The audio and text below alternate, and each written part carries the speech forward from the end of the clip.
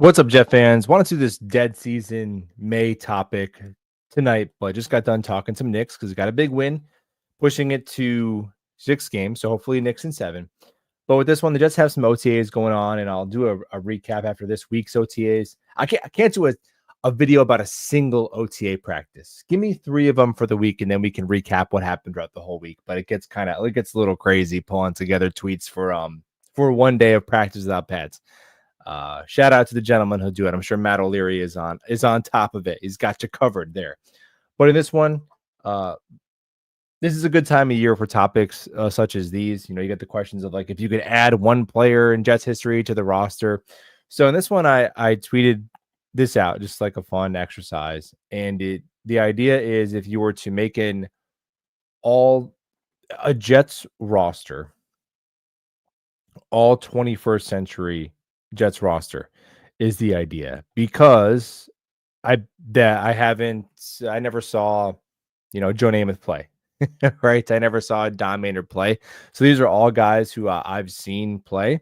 And the idea with this one isn't like who's had the best Jets career. It's just each single season, like compiling. Okay, like for example, Brandon Marshall's going to be on the team. Wayne Corbett is not. Did Wayne Corbett have a better Jets career? Is he higher in like an all-time Jet? Of course.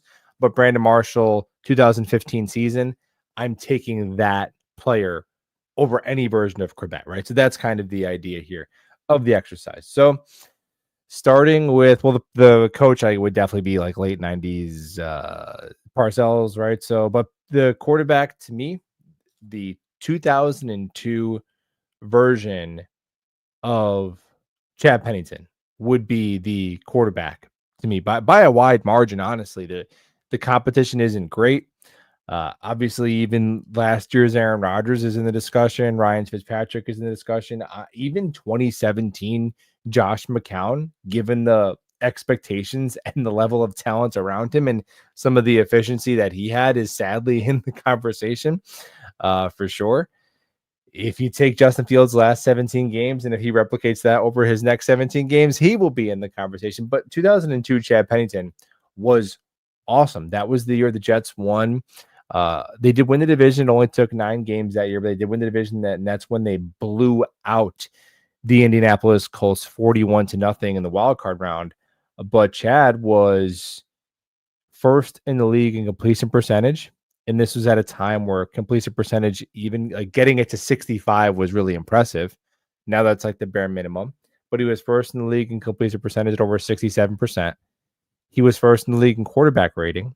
And he was second in touchdown interception ratio and third in yards per attempt, which is really impressive to have the efficiency. Because you're thinking like a very low ADOT, checking the ball down. But to be third in yards per attempt. So, I mean, from an efficiency standpoint and the team's success, like pretty easily 2002 Chad Pennington is the best Jets quarterback season of the last 25 years by a wide margin. So 2002 Chad would be the quarterback of my all 21st century Jets team. Now, left tackle, pretty easy. DeBrickashaw Ferguson, we'll call it his 2009 Pro Bowl season. There's not really much in the way of competition, to be honest. Probably the second best would be George Fant's 2022, honestly. And hopefully Olu Fashionu's 2025 will be in there soon. But we'll go with 2009 version of Brick. Left guard would be the 2008 version of Alan Faneca, who the Jets used to sign good big name players from other teams, and they would still play well. Alan Faneca came to the Jets and gave them 2 good years, and he was an all-pro, a first-team all-pro in 2008. So he was still one of the best guards in the NFL. That was a great free agent signing by the New York Jets. Continuing on the offensive line, the center would be the 2001 version of Kevin Mawai, to me. And honestly, this one, I put this out on Twitter, and there was one egregious one that I sent it out. I didn't want to do too much Googling. I just kind of wanted to go off the cuff and like let the cards fall where they may. And I really struggled to think of right tackle, and the right tackle I put in there is hilariously bad, but I'll switch it now. But I had Brino Giacomini in there. I was like, who was that tackle in 2015 where our offensive line was pretty good? To be honest, he'd probably be like the third or fourth best right tackle of since 20 since the 21st century. But of course, there's some other guys who are better. But Mawai over Mangold, to me, honestly, isn't even really that close. I think I saw a lot of comments of Mangold not being on there is a crime. I don't know if it's Jet fans who are even younger than me, but dude, Kevin Mawai is one of the best centers in NFL history. He was the Jason Kelsey of his era. He's a Hall of Famer. He's a 6-time All-Pro. He played at an All-Pro level until his age 37 season. He was named by the NFL. They come out with their all decades team. He was a starting center on the all 2000s team. Remember when he broke his hand and he had to learn how to snap with the other hand, and he had that giant Q-tip he would just maul people with, and him getting to the second level on poles and on screens, like, dude. And I love Nick Mangold, who is a great center in his own right and a great Jet. Kevin Mawai is a tier better of a player than Nick Mangold. It's not particularly close to me. So Kevin Mawai is the center on this one. If we could be position versatile, I would put Nick Mangold in and play him at guard, but we can't do that. Only one center, and it's got to be Mawai. And even in terms of just like their Jet legacy, Mawai was a Jet for 9 years. I think it just comes down to Mangold being a one jersey guy, right? Because I think he just retired as a Jet after 2016. But Mawai is the center for the team. Right guard, there hasn't. So the Jets' right guard is one of the positions they have not had an All-Pro at in the 21st century. They have not had an All-Pro right guard. So I honestly did consider AVT, but you'd have to go either with this year AVT or rookie AVT. And I ended up just going with 2011 Brandon Moore was the choice there. Not a ton of great options at right guard, to be honest, for the Jets. But that was a winning combination. And that right tackle, probably either Kareem McKenzie or Damian Woody. So I'll stick D Wood there, just because him and Moore played together. So we'll keep the chemistry. So the offensive line goes from left to right. DeBrickashaw Ferguson 2009, Alan Faneca 2008, Kevin Mawai 2001, Brandon Moore 2011, Damian Woody 2010. There we go. I think Moore made a Pro Bowl, but yeah, no All Pros at right tackle or right guard for the Jets in this time frame. There's the offensive line, and the quarterback they're protecting is Chad Pennington. Where would Chad Pennington rank among today's 32 starters? It's hard to say because the game is so different, but I honestly think 2002 Pennington is pretty similar to what Jared Goff is now. So wherever you would rank Jared Goff, I think would be pretty fair. Now, running back is pretty easy. 2004 Curtis Martin. Rushing title, almost 1,800 yards. And the only other consideration would probably have been Thomas Jones, who I know only played 3 years as a Jet, but 2 of them he was led the conference in rushing. He had a 2015 Chris Ivory, a 2023 Breece Hall, but Curtis Martin, obviously career-wise, it's not even a discussion. But even as a single season, that season I would take over any other Jet running back season of the past 25 years. Tight end, Dustin Keller, 2011. That is a position where that is probably the Jets' weakest position group in this time frame. So Dustin Keller, we're hoping that Mason Taylor and Armand Membu. Honestly, if our right tackle is Damian Woody, with all due respect, was never like an All-Pro. So, and Dustin Keller had that one, a 2.5 year stretch where he was a good receiving tight end before he got hurt. So Armand Membu and Mason Taylor, if they pan out, they should be on this list if we do another 21st century team once it's been, 35 years, right? Wide receiver. So Brandon Marshall of 2015 has that's the best receiver the Jets have had the past 25 years, I think it's pretty inarguable. He was a 1,500-yard, double-digit touchdown, just an absolute machine and offense unto himself in that season. He was absolutely incredible. I will also go with 2002 Lavernius Coles, who had nearly 1,300 yards. And then I went with 2023 Garrett Wilson, because I think Garrett had a higher drop rate last year, but whatever. But obviously Garrett. So those would be my three: Brandon Marshall, Lavernius Coles, Garrett Wilson, and Santana Moss was under some consideration there. Even Eric Decker, Wayne Corbett's best season, but those are the three wide receivers for me. So that rounds out the offense. Defense,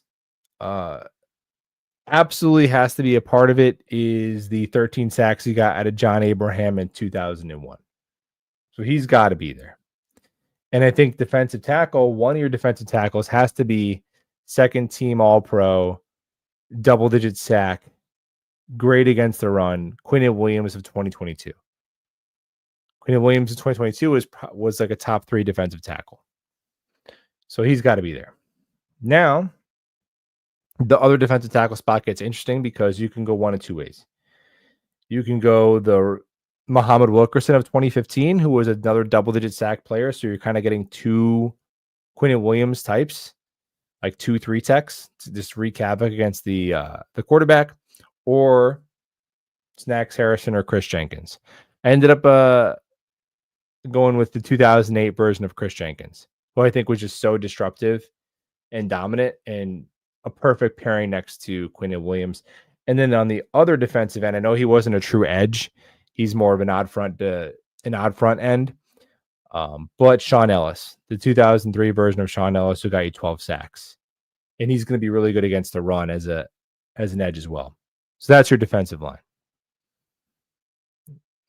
And another edge, I mean, honestly, it wasn't too long until like last year's Will McDonald popped up, just because look at the sack numbers, right? Calvin Pace. There hasn't been a ton. Like even Jermaine, we just haven't had a ton at edge there. So linebackers, I'm going with a nickel defense here. So I have two linebackers. One of them is obvious to me, Mo Lewis of the year 2000. So he just makes the cutoff of it being the last 25 years. And Mo Lewis is, to me, the best linebacker in franchise history, unless there's somebody who played whatever in 1946 that I'm forgetting, that went by Shoeless or whatever and was like a plumber in the offseason. Fine. Okay, sure. Put his name in the comments. But to my knowledge, Mo Lewis is a phenomenal player. Look at some of the stats he compiled in terms of just like interceptions and sack. He had a double-digit sack season as an off-ball linebacker, multiple-time All-Pro. So that version of Mo Lewis has to be there. And then this one, maybe it's recency bias, and this is a spot where there's a lot of names, because you're talking about Vilma, Demario Davis, David Harris, maybe even Bart Scott, maybe even CJ Mosley. So there's a lot of names to throw around here. But the only one that was a first team All-Pro was 2023 Quincy Williams, who was incredible and played with speed and made big time plays and was great in coverage. So again, we're not talking about your whole career, but that one version of that player, that peak, I will put 2023 Quincy Williams. Joins his brother on the all 21st century team defense next to Mo Lewis. Now, corner is really, really easy in terms of the boundary corners. Darrelle Revis 2009, Sauce Gardner 2023. No conversation to be had. Best corner in the league at the time in Revis, and a first team All-Pro, top 5 corner minimum season for Gardner in 2023. That was a down year for Surtain too. So, and Stingley was hurt. So Sauce was probably the best corner in 2023. Top 3 minimum. Now, for the other defensive back, lots of different ways you could go. But I don't know how to not pick the crazy impact of 10 interceptions.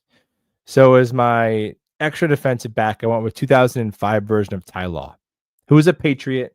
He's a Patriot. He was moonlighting as a Jet, but again, 10, and he wasn't a shutdown corner that year. It was a little bit of an anomaly, but 10 interceptions and 2 forced fumbles that were both recovered. So 12 turnovers. You get the ball back 12 times. That is just too valuable to me. I snuck him in there as the additional corner. 2 safeties. Safety, well, this one's easy, although we don't like him. You know, Jamal Adams in 2019 is a non-negotiable on this team. He was in the conference. He was probably the best strong safety in the NFL in 2019. Crazy, by 2022, he was like an unplayable player. So the league passed him by pretty quick, but in 2019, yeah. And then the free safety for me is 2007 version of Kerry Rhodes. Not a ton of great options at free safety. Yeah, even had to consider Marcus May, honestly. Now, to round it out with some special teamers, kicker, 2018 version of Josh Myers, one of the best seasons in Jets franchise history. All pro that year. Punter, all pro year 2023, Thomas Morstead. Kick returner, 2008 version of Leon Washington. 3 kick return touchdowns that year.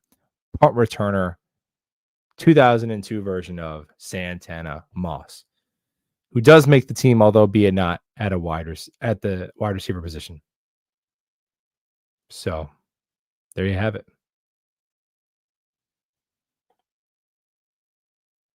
Anyone who says Mangold is better than Mawai is simply revealing that they started watching the Jets in 2009. Yeah, I think it has to be an age thing. But I was very young when Mawai was playing, but it's just, I mean, dude, it's 6 all pros versus 2 all pros. It's Hall of Fame, like it's pretty cut and dry. What's up, Bledsoe? Internal pleading. Super chat. What's up? I missed the next stream where I should have asked, but I'm super curious to hear how you feel about the other New York teams in the major sports. Well, so my teams are Jets, Knicks, and Mets. Those are the 3 team sports that I follow. I'm a big UFC fan, but I mean, whatever. In terms of team sports, those are the 3 that I follow. My hockey team, I hope the Islanders do well, but I'm just not. I'm a incredibly casual hockey fan, and my college team is Syracuse. So right now the Knicks are in the middle of a playoff run. The Mets, although they're their $700 million man is off to a slow start, they are still doing very, very well. They got Colorado coming up. Yeah, I mean the Mets they're 12 games over 500. They're doing well. I mean, Soto is he's gonna break out of it. I know they're posting all those charts where like he's getting unlucky, like he's hitting. His exit velocity on this pitch was 114 miles an hour. Like, yeah, I'm sure he'll break out of it. I'm sure he will.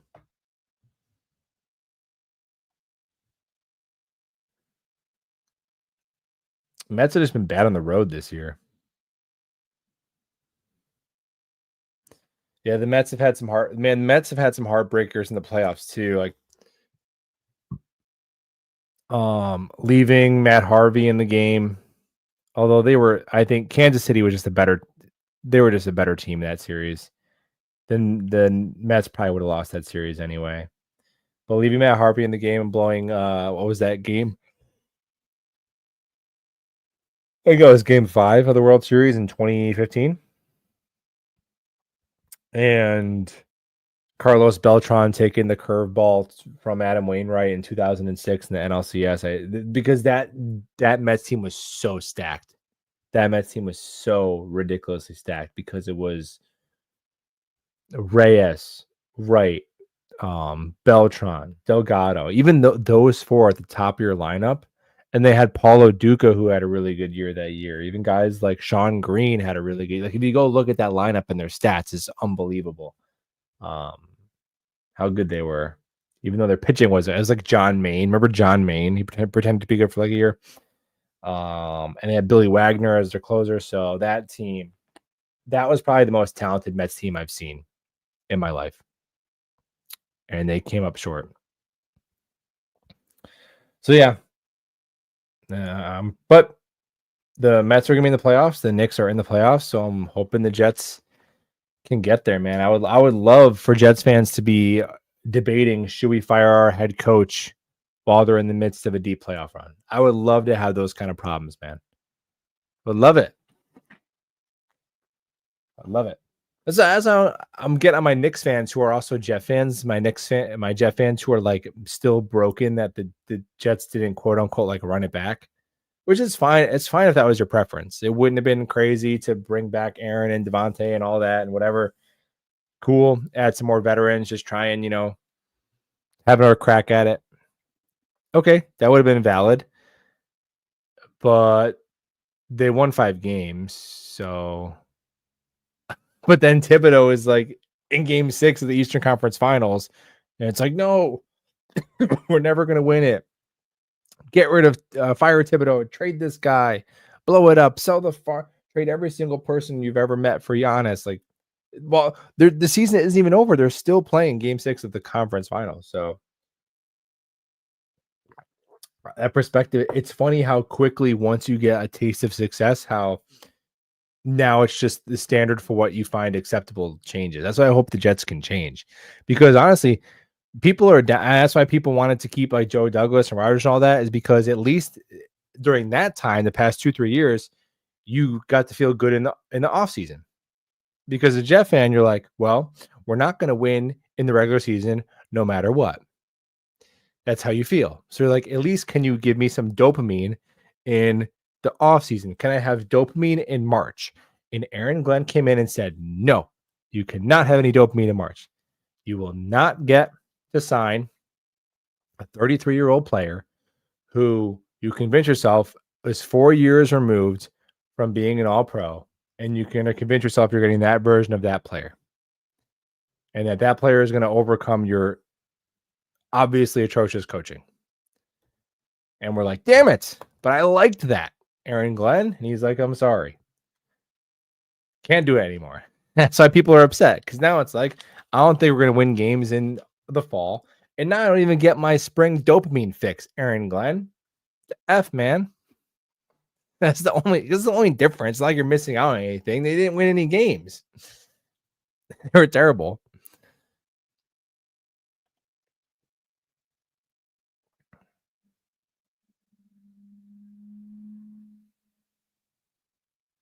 No, yeah, no problem, man. Appreciate you watching.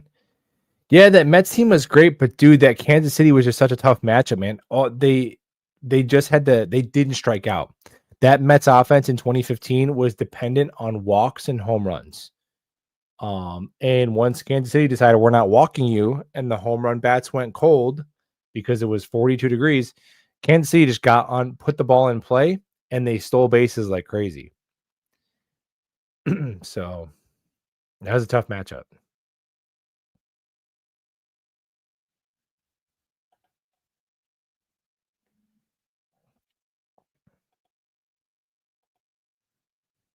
But I'll leave it here. I wanted to make a quick video.